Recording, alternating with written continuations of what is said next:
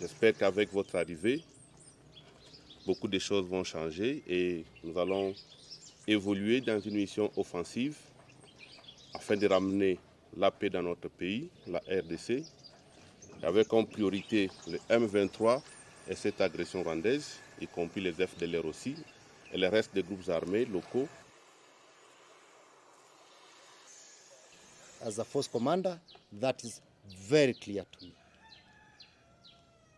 We are here to protect and defend the Goma International Airport, including the force headquarters, as the rest of the processes continues.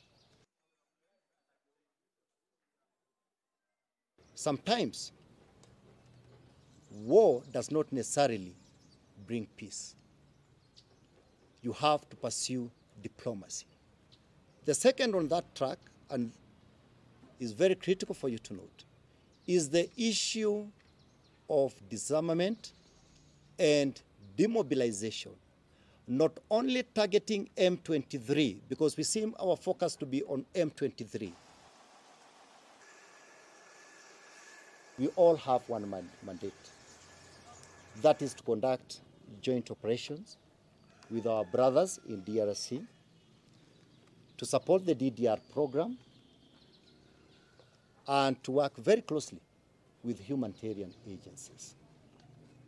And therefore, I don't believe as a force commander, anybody is going to operate outside that mandate. Kama